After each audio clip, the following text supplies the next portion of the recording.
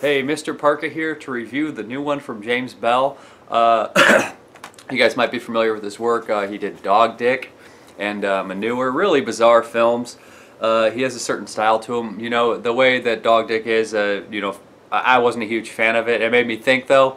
Well, I shouldn't say that. It bothered me, which is probably saying a lot, you know.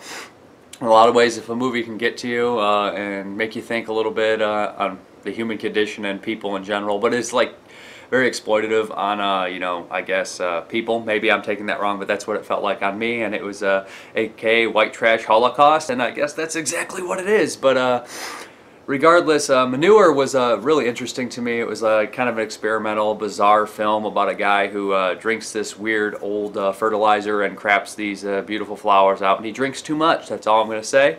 But Tantrum, really, really bizarre movie, and you know what? I think I like this one the most. And what's funny is, I'm not like I like extreme films when it calls for the extremity in the movie. Like if you can justify all the weird and gross and crazy stuff going on, I'm all in. I'm in it. I dig it.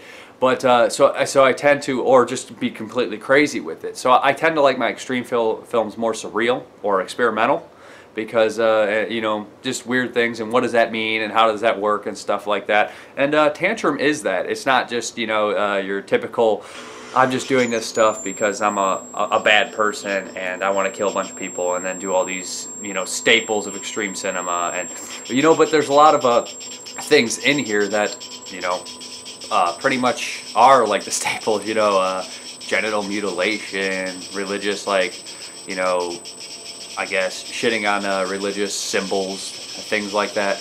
And in a lot of movies that comes across just trite and cheap. And Tantrum, it doesn't. Tantrum is, like I said, experimental and surreal, and there's a lot of great imagery in it. I think it's shot on, I would say video. I don't know necessarily exactly. I'm thinking it's video.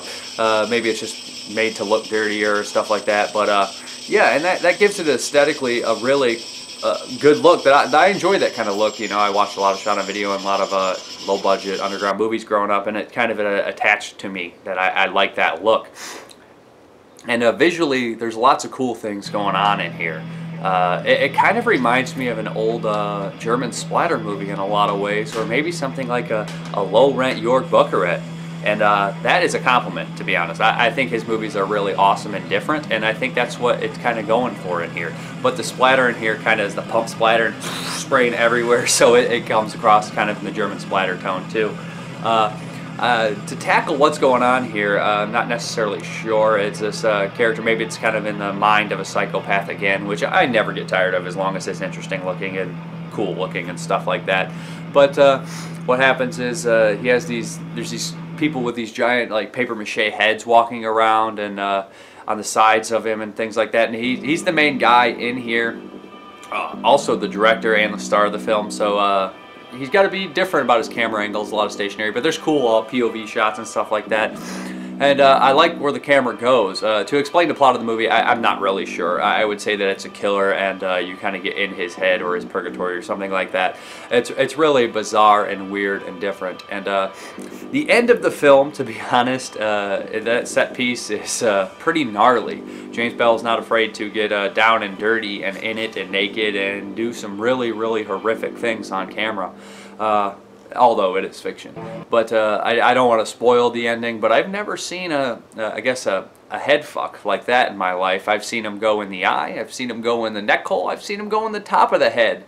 But I'm not going to say anything besides that, but I was just like, oh my god. Not that I'm like excited about it, but I was just taken back, I guess. I was just like, are they really doing that? And pretty crazy, dedicated actors and actresses. I think there's only one actress and two actors, including Belle. But I noticed the guy from the Chubbies was in it.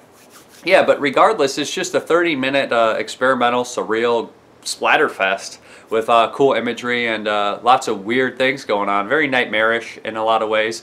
But if that's your style, I'd say check it out. I'd also say check out Manure. And if you're into more of the Gummo style movies that kind of exploit humans, check out Dog Dick. But he makes the homemade cases and things like that. Really bizarre. It also comes with a second disc. I started watching it and it had Ricky Shore's review on there, and I didn't want to watch his review right before I do my review, so I kind of turned it off. I don't want to be But he also was involved with the movie. There's a he was helped with pyrotechnics or something. They set some things on fire. But yeah, lots of splatter, lots of ruined walls and things like that, and not afraid to get dirty and make art regardless of how batshit crazy it ends up. But yeah, there's some cool imagery right there. There's a cool shot right there. But I'll probably slap the trailer on and call it a day. But I'm Mr. Parka. Thank you very much for watching. Have a good one.